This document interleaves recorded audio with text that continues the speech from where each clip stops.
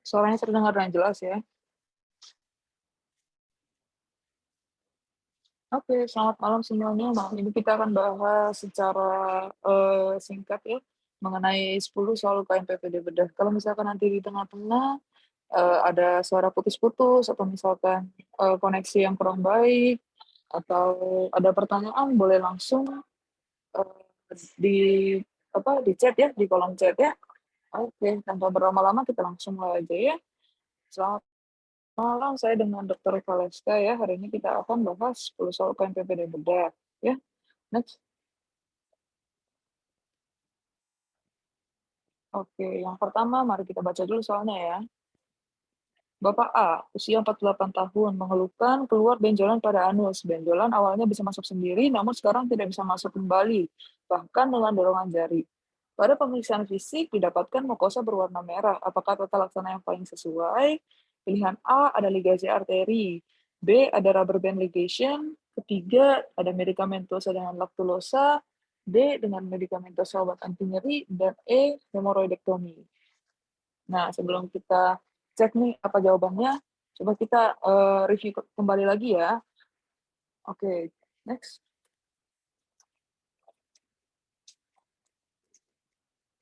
Oke, jadi untuk keluhan benjolan pada anus yang paling sering adalah hemoroid. Ya, hemoroid kita bisa bagi menjadi dua berdasarkan anatomisnya, yaitu hemoroid internal ataupun hemoroid eksternal. Untuk hemoroid internal kita bisa lihat bahwa ciri-cirinya adalah bungkusan paling luarnya atau lapisan paling luarnya adalah mukosa, karena dia berasal dari lapisan mukosa di atas linea dentata ya. Sedangkan kalau hemoroid eksternal, dia dilapisi oleh lapisan kulit ya. Dia berada di bawah linea dentata. Ya, untuk hemoroid internal kita akan bagi menjadi 4 grade berdasarkan tingkat keparahannya. Jadi untuk grade yang pertama di mana ada suatu benjolan dari plexus vena ya, plexus arteriovena, tidak, belum ada prolaps, tetapi sudah ada arteriovena yang membesar. Ya, untuk grade 2 terdapat suatu prolaps, jadi sudah ada benjolan yang dapat masuk dengan spontan tanpa dorongan jari.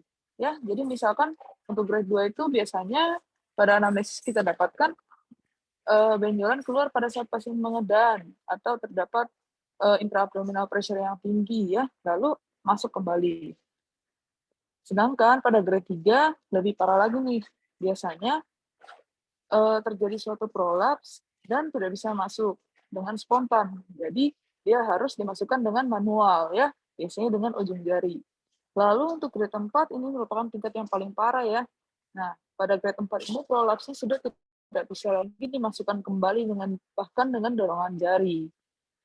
Ya, next.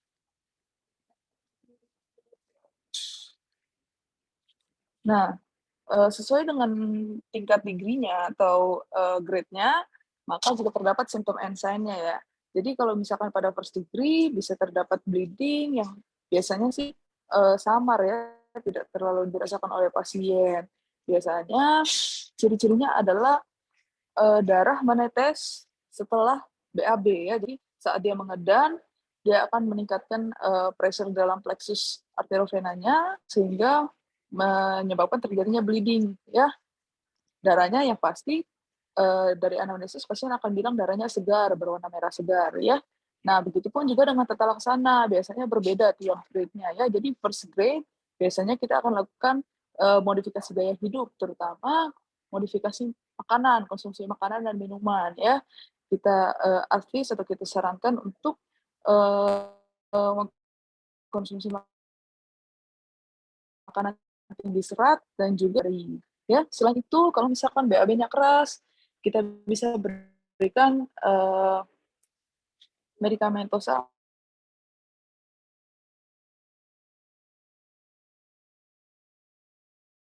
ya. Lalu pada grade 2 misalkan ada perdarahan, kita lakukan koagulasi, disertai juga dengan modifikasi gaya hidup. Lalu pada third grade atau grade ketiga, kita bisa lakukan rubber band ligation atau surgical hemoroidectomy. Ya, tentunya juga disertai dengan modifikasi gaya hidup post tindakan. Ya, Lalu untuk grade keempat,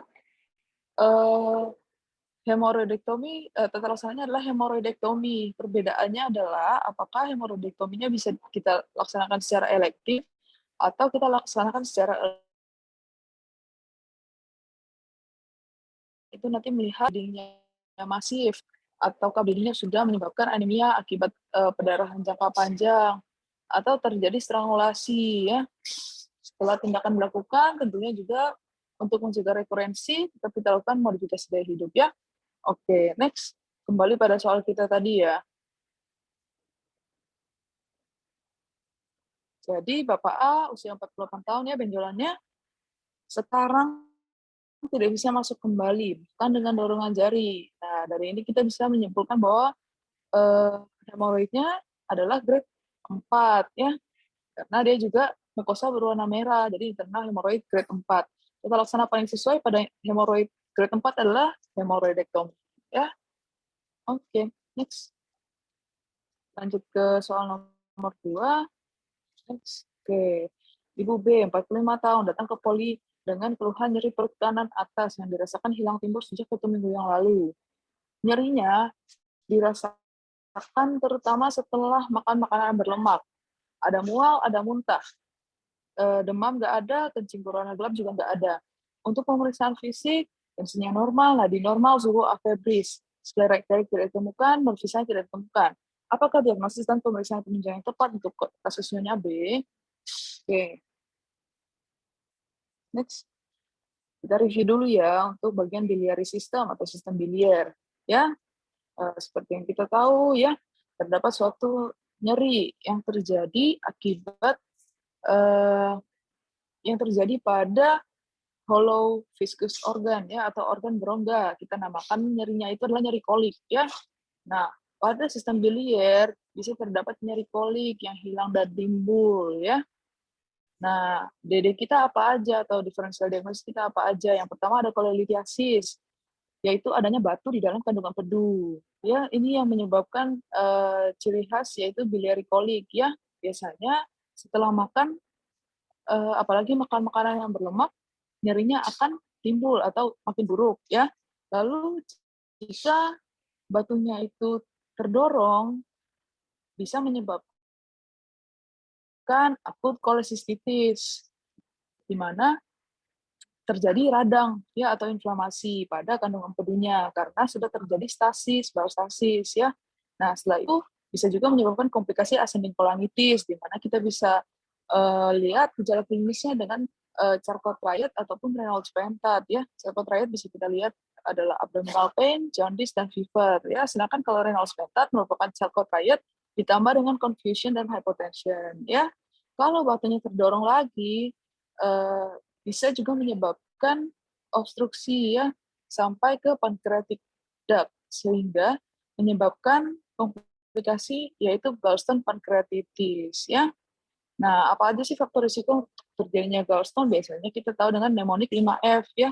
Pertama adalah fat, yaitu pada orang-orang dengan obesitas. Kedua, gender female ya, jadi lebih banyak pada wanita biasanya. Lalu ketiga adalah usia di atas 40 tahun.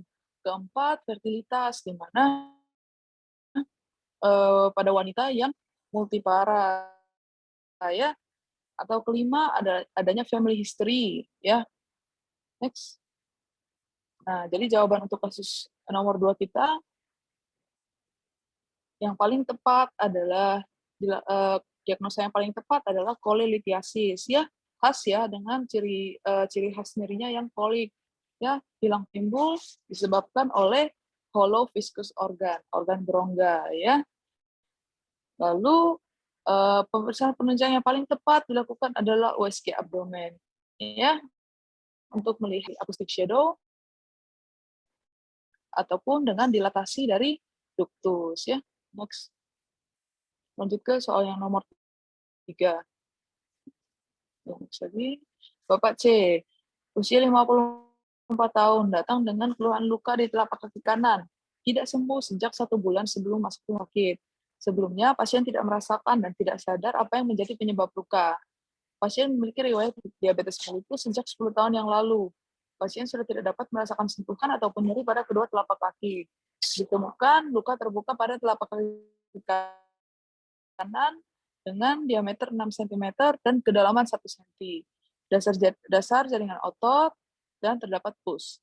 Apakah diagnosis dan tata laksana yang tepat? Oke, next.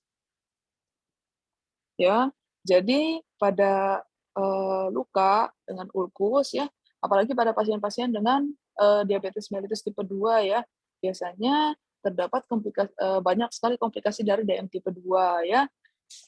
Yang paling sering yaitu ulkus ya, atau ulkus DM, diabetic ulcer, itu yang pertama.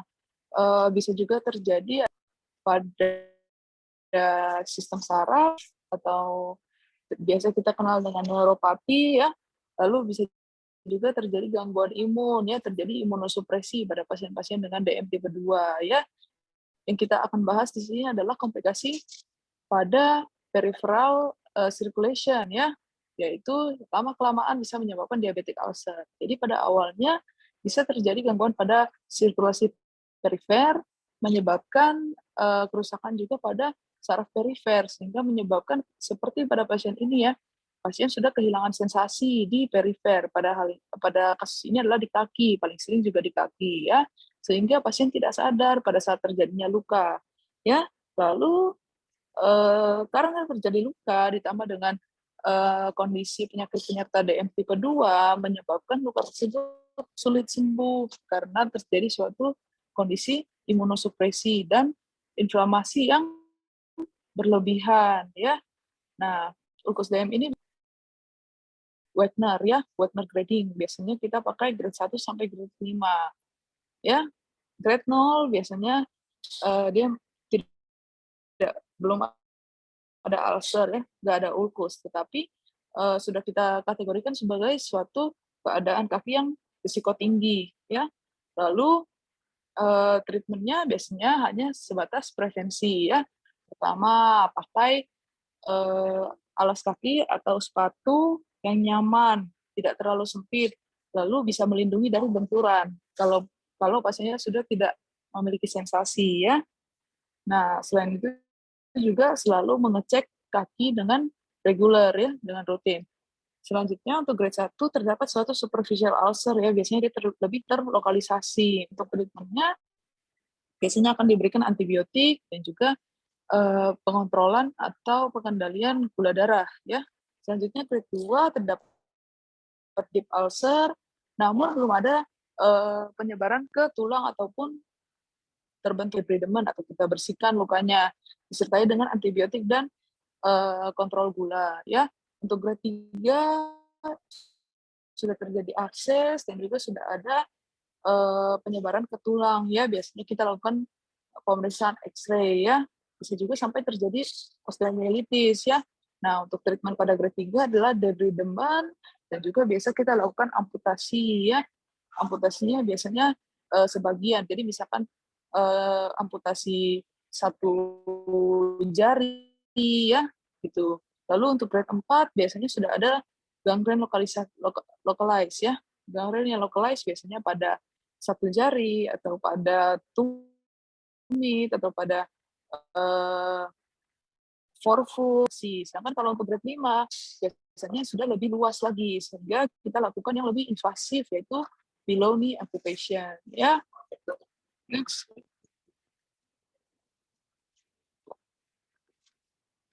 Nah, untuk pada pasien ini, nah jawabannya adalah ulkus DM dan juga kita lakukan debridement ya.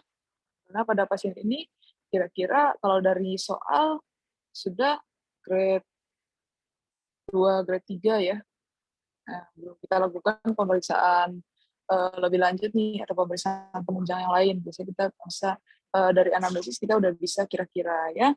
Nah, kenapa bukan ulkus decubitus? Ya, karena ulkus decubitus itu didefinisikan sebagai ulkus yang terjadi akibat adanya tekanan terus-menerus antara jaringan lunak dan tonjolan tulang ya. Biasanya misalkan bedridden, tidak baring terus, tidak bisa mobilisasi ya, biasanya bisa terjadi paling banyak di daerah back ya, bisa low back ya.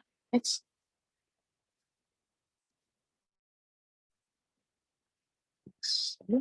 Nah, Bapak D, 25 tahun, datang ke IGD dengan keluhan nyeri mendadak pada buah sakar sejak saat sedang berolahraga 2 jam yang lalu. Pada pemeriksaan fisik, dapatkan tensi 140/90, heart rate ada cepat, takikardi, dan respiratory rate takipno. Ya, frame sign didapatkan negatif.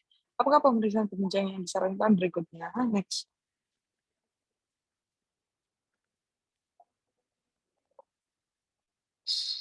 Ya, oke. Jadi untuk nyeri pada skrotum atau pada buah zakar biasanya kita memiliki dua DD yang paling sering terjadi ya. Yang pertama adalah epididymitis dan didedekan dengan testicular torsion ya atau torsi testicularis ya.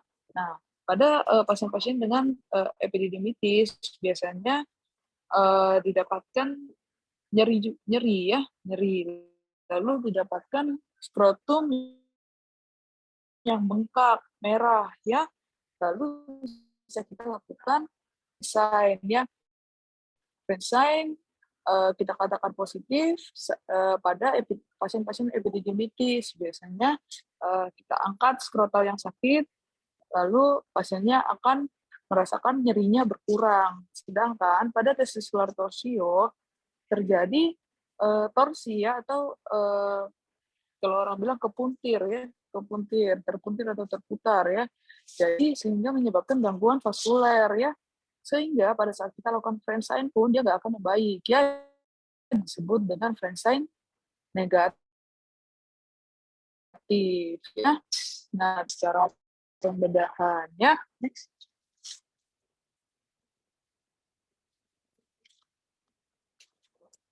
Oke, ini bisa kita lihat ya ciri-cirinya, typical presentation-nya, bahwa kalau epidemiologi nyerinya itu lebih lama increasing ya, dia increasing-nya tahap demi tahap. Sedangkan kalau testicular torsi dia biasanya langsung tiba-tiba terjadi ya.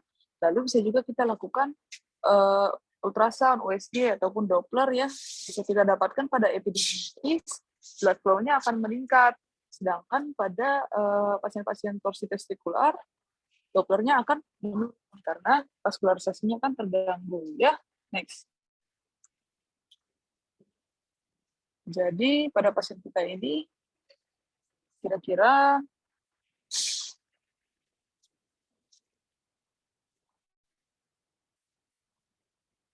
jadi pada pasien ini kira-kira pemeriksaan penunjang apa yang kita sarankan berikutnya? Nah, yang paling tepat adalah USG Doppler ya untuk melihat tadi blood flow-nya. Oke, next. Oke, selanjutnya.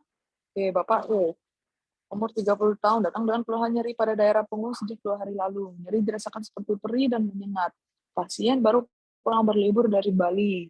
Dan sebelumnya pasien berjemur di pantai, namun lupa memakai sandok. Pada pemeriksaan, kita dapatkan kulit tampak hiperemis dengan pertabaan hangat. Kira-kira derajat luka bakar berapa yang dialami oleh pasien? Ya, next. Oke, jadi kita review sedikit tentang burn wound atau luka bakar ya. Luka bakar bisa disebabkan oleh banyak hal ya. Banyak hal bisa dari sumber api yang langsung, bisa dari sesuatu yang sangat panas, kontak dengan sesuatu yang sangat panas, misalkan air mendidih atau panci yang sedang di atas kompor ya. Nah, bisa juga dari bahan kimia ya, bahan kimia. Oke, jadi pada luka bakar kita klasifikasikan sesuai dengan tingkat keparahannya ya. Jadi yang paling ringan degree pertama ya atau first degree. Nah, itu kita bisa dapatkan pada pasien-pasien sunburn ya, pasien sunburn. Nah, ciri-cirinya adalah kulitnya hiperemis, lalu terdapat juga nyeri ya. Nah, sedangkan grade 2 dibagi menjadi 2A dan 2B ya. Biasanya pada grade 2A terdapat blistering. Nah, dia terjadi di superficial dermis ya, lapisan dermis yang superficial. Nah, biasanya dia ini sangat sensitif to pain ya. Jadi bahkan dengan angin begitu dia akan sangat nyeri. Ya, sedangkan pada 2B biasanya nyerinya sudah mulai agak berkurang ya. Lalu lapisan yang kena lebih dalam ya, partial dermis. Bisa juga terjadi blistering, biasanya warnanya lebih pucat ya, color. Lalu selanjutnya untuk per degree itu adalah kita sebut juga dengan full thickness ya.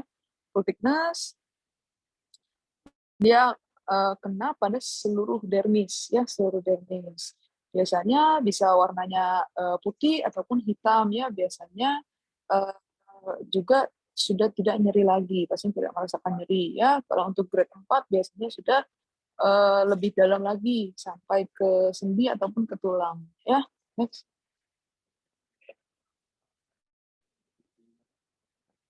Jadi pada pasien kita ini kira-kira agak sunburn ya. Oke, next.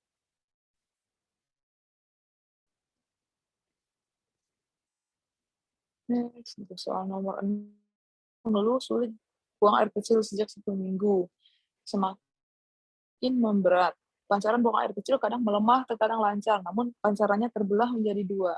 Pasien menyangkal keluhan buang air kecil merah, berpasir, ataupun keruh. Sebelumnya, pasien memiliki riwayat sering mengalami BAK bernanah, namun saat ini sudah tidak ada keluhan tersebut. Pada pemeriksaan fisik, tekanan darah sekian, heart rate normal, respiratory rate normal, suhu juga normal. Dokter coba memasang kateter urin atau DC ya, namun gagal dan terasa ada tekanan. Kemungkinan diagnosis pasien adalah, oke, next.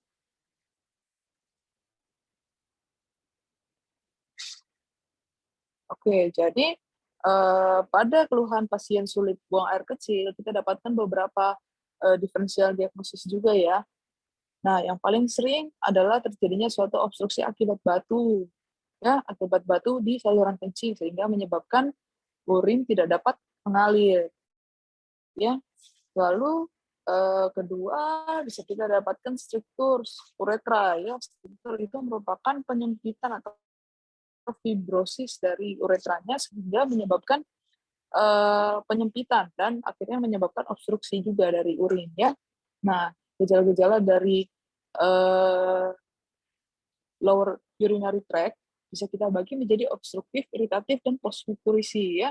Di mana gejala-gejala obstruktif kita tahu sebagai hesitancy, intermittent, straining atau mengedan ya, splitting atau spraying ya, itu yang tadi disebutkan di kasus, misalkan pancarannya terbelah menjadi 2 ya.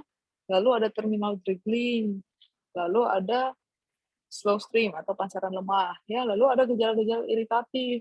Nah, misalkan frekuensi itu berarti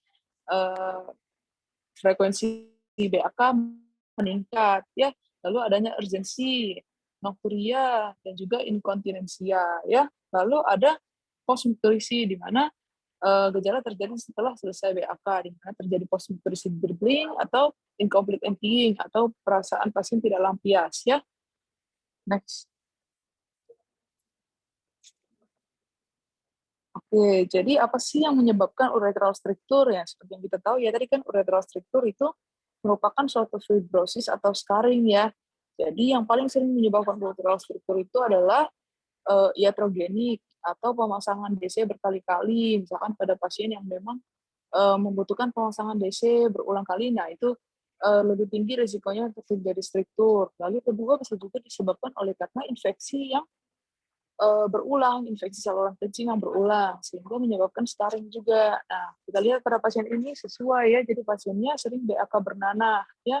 Memang saat ini tidak ada keluhan tersebut, tapi adanya riwayat sering mengalami BAK bernanah menyebabkan terjadinya struktur uretra sebagai komplikasinya, ya. Jadi kemungkinan diagnosis pasien adalah struktur uretra, ya.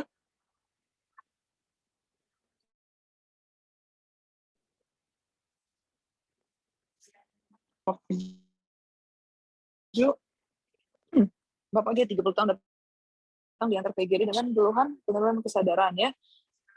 Setelah mengalami KLL 30 menit yang lalu, pada pemeriksaan fisik, tekanan diri hipertensi, HR lambat, bradikardi, RR normal, napasnya irreguler ya. Nah, pada pemeriksaan GCS didapatkan hasil sebagai berikut. Pasien membuka mata pada rangsangan nyeri, pasien tampak mengerang, posisi tubuh tampak fleksi abnormal. Apakah diagnosis yang tepat untuk pasien ini? Next. Kategorikan sesuai dengan derajat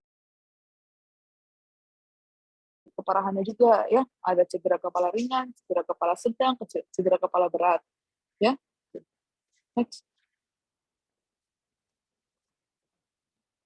Oke ya. Biasanya bisa kita kategorikan berdasarkan BCS-nya ya. Nah, untuk pada pasien-pasien dengan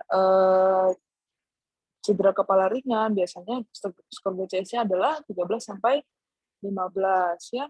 Lalu pada pasien-pasien dengan cedera kepala sedang adalah 9 sampai 12. Lalu dengan cedera kepala berat adalah 3 sampai 8 ya. Jadi pada pada kasus kita ini tadi sudah dipaparkan mengenai GCS pasien ya. Jadi disebutkan bahwa mata pasien terbuka pada rangsangan nyeri. Berarti itu merupakan E2 ya. Lalu habis itu untuk respon verbal pada pasien mengerang ya. Jadi juga V2.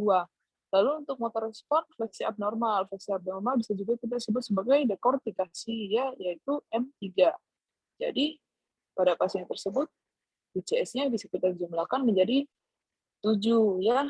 Next. Jadi diagnosis yang tepat pada pasien ini merupakan cedera kepala berat. Next. Oke, cedera kepala berat ya.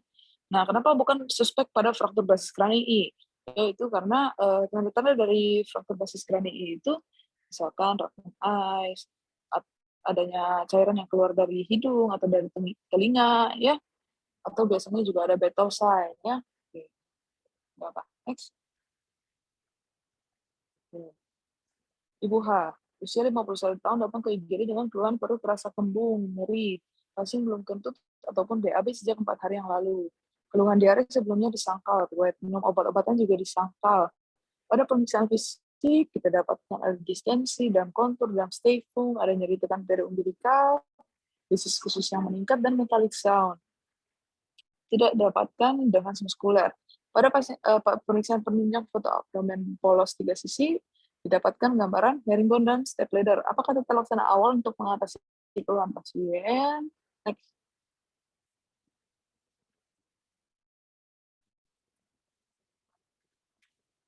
Oke.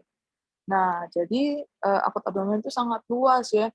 Nah, tapi biasanya terdapat dua detik dari ileus. Biasanya kalau misalkan terdapat keluhan nyeri perut ya, salah satu differential diagnosisnya adalah ileus. Ileus bisa kita bagi dua menjadi ileus obstruktif ataupun paralitik ya, sesuai dengan namanya. Kalau dia obstruktif berarti ada yang mengobstruksi ya, antara itu fekalit ya, atau misalkan ada corpus alienum ya, ataupun ada misalkan ada hernia yang menyebabkan obstruksi, strangulasi hernia yang menyebabkan obstruksi khusus bisa juga. Atau misalkan ada adesi di dalam intraperitoneal sehingga menyebabkan obstruksi juga bisa ya. Sedangkan kalau ileus paralitik biasanya dia disebabkan oleh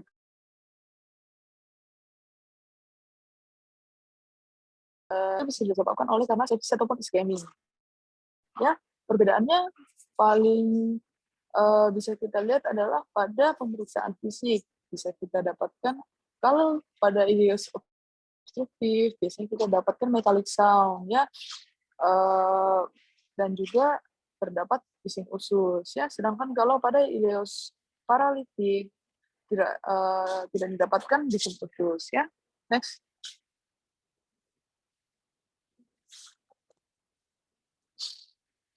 Nah, ini merupakan tata laksana awal ya. Jadi tata laksana awalnya pasien-pasien dengan ileus obstruktif atau paralitik ini kita rawat ya. Lalu kita puasakan atau NPO, non per oral ya. Lalu kita pasangkan NBT, kita pasangkan IV access, lalu kita juga cekkan golongan darah ya untuk sebagai persiapan jaga-jaga jika pasien kurang darah atau mengalami hilangnya darah yang masif ya. Lalu kita lakukan koreksi dari cairan dan juga elektrolit, kita pasangkan DC atau uret kateter, kita berikan antibiotik secara IV, analgesik ataupun PPI ya, proton pump inhibitor. Lalu kita konsultasikan ke dokter bedah ya, Ini merupakan contoh foto abdomen ya. Jadi kita bisa lihat adanya herringbone. Herringbone itu kita lihat pada dinding ususnya yang kelihatan konturnya itu seperti herringbone. Lalu kalau step ladder itu merupakan air fluid level yang bertingkat-tingkat ya di usus sehingga membentuk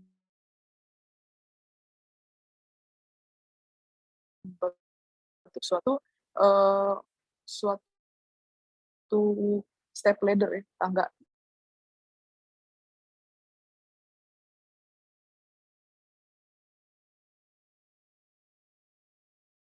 Next. Next.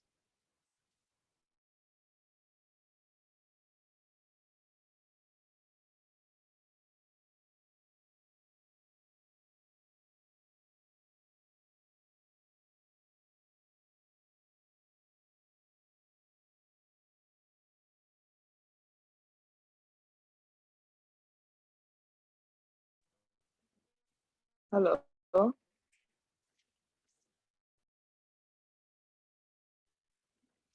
Oh ya, oke. Jadi kita baca dengan baik ya, dengan tepat ya, bahwa pertanyaannya adalah tata laksana awal ya. Tata laksana awal yang seperti tadi kita udah review ya, bukan laparotomi eksplorasi, bukan IV, bukan oksigen, bukan posisi Lundberg, tapi kita lakukan pemasangan MGT ya sebagai tata laksana awal. Next.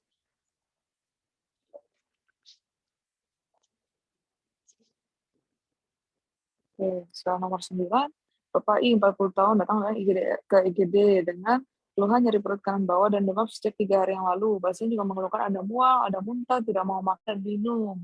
Pasien tidak memiliki riwayat operasi apapun. Saat dilakukan pemeriksaan, keadaan umum pasien tampak lemas, CM, tekanan darah hipotensi, nadi takikardi, laju pernapasan tak itu, suhu, febris. Ya. Pada pemeriksaan umum yang kita dapatkan, tidak ada distensi, terus menurun, nyeri tekan lepas pada titik sepertiga lateral umbilicus dan sias dextra. Lalu terdapat nyeri tekan lepas, soal sign, dan depan muskuler tidak didapatkan. Pada perkusi didapatkan timpani. Ya. Lakukan pemeriksaan laboratorium darah rutin. Hasilnya leukositosis. Ya, laksana yang paling tepat untuk kasus tersebut adalah, nah, harus hati-hati ya kalau dalam menjawab soal KMPPD. Kita harus cari yang paling tepat ya. Yang paling tepat artinya paling lengkap ya. Next. Nah, ini nyeri pada perut kanan bawah ya. Salah satu diferensial diagnosis kita adalah appendicitis akut ya. Nah, untuk menilai appendicitis akut biasanya kita bisa pakai scoring Alvarado score ya, di mana komponennya adalah migrasi dari nyeri. Biasanya dia dari ulu hati menuju ke titik McBurney atau right lower quadrant ya. Lalu adanya anoreksia atau kurangnya nafsu makan, ada nausea, tenderness di right lower quadrant, adanya nyeri bound pain atau nyeri tekan lepas atau Bloomberg sign, adanya elevated temperature atau demam ya, leukocytosis, dan juga shift of white blood cell found to the left ya. Pada pasien ini, pada anamnesis kita tidak dapatkan migration of pain ya, dan juga pada hasil lab darah tidak dicantumkan apakah ada shift dari WBC to the left yang menandakan infeksi bakteri, sehingga kita bisa lihat scoring pasien adalah 8 ya. Scoring pasien Alvarado score 8. Nah, total laksananya adalah kita konsulkan untuk pembedahan ya.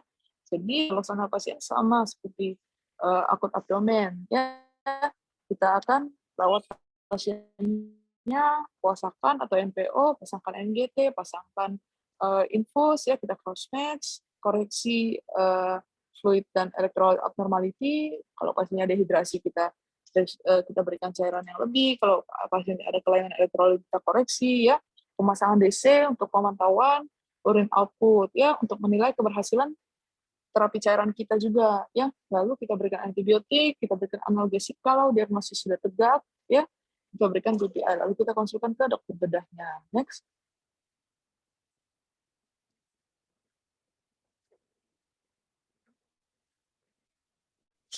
Next. Oke, jadi pada pasien ini yang paling tepat adalah C ya. Kita pasang infus, perbaiki status hidrasi, berikan antibiotik intravena, lalu kita konsulkan ke spesialis bedah ya. Oke, next.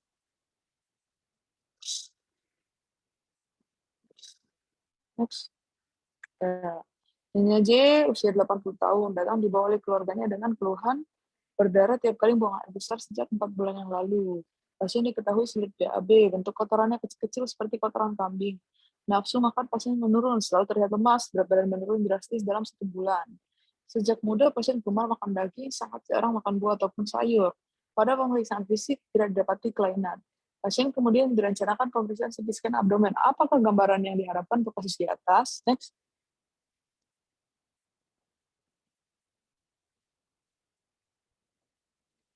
Oke, jadi pada pasien ini kita curigai terdapatnya suatu keganasan, ya, keganasan kolorektal, ya. Kenapa? Karena kita bisa lihat bahwa pertama ada keluhannya BAB berdarah, ya. Kedua, adanya ciri-ciri sistemik dari pasien-pasien keganasan, yaitu lemah, lemas, mudah lelah, ya. Lalu ada penurunan berat badan yang drastis, ya. Nah, sesuai dengan keluhan-keluhan pada pasien ini, ya. Nah, apa aja sih faktor-faktor risiko orang terkena colorectal cancer, ya? Yaitu bisa dari genetik, dari keturunan, ya, dari usia yang sudah tua di atas 60, ya. Lalu adanya konsumsi daging yang tinggi atau konsumsi protein yang tinggi tidak disertai dengan konsumsi buah-buahan ataupun sayuran ataupun serat yang tinggi, ya. Kurangnya olahraga, adanya stres, alkohol ataupun merokok juga bisa, ya. Next.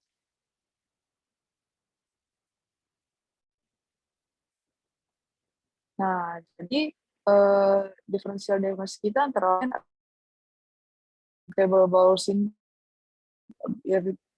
inflammatory bowel disease, ya, IBD, ya. Nah, pada Crohn disease kita dapatkan kita bisa lihat dari kolonoskopi, ya. Oke, next. Oke, jadi ini ciri khas atau gambarnya, ya. Nah, biasanya kalau misalkan ulcerative colitis, kita bisa dapatkan lead pipe sign, ya, di mana ususnya kehilangan kontur atau kehilangan plika-plikanya, ya, jadi dia lurus seperti pipa, ya. Nah, kalau misalkan colorectal cancer, khasnya adalah apple core sign, ya, di mana seperti apel yang sudah habis tergigit, ya, sisa tengahnya aja, itu namanya apple core sign. Lalu ada tanda namanya Bird's Beak atau reptile sign. Ini biasanya didapatkan pada pasien-pasien dengan akalasia, ya. Next.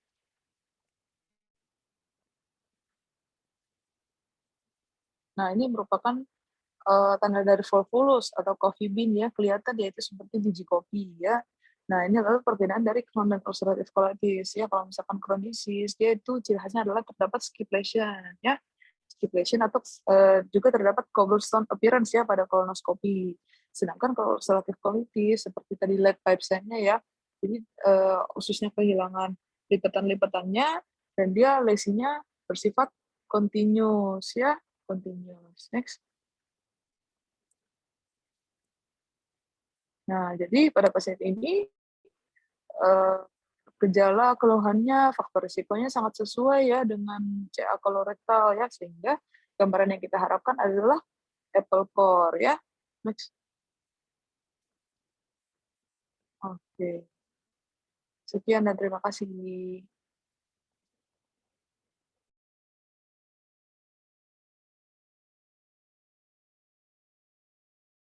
Oke, kalau ada yang punya pertanyaan boleh langsung ditulis di kolom chat aja.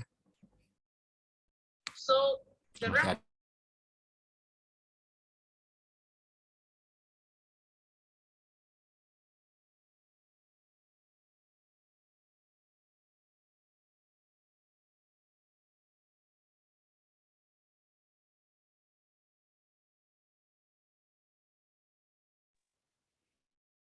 Oke, guys. Nah, kalau kalian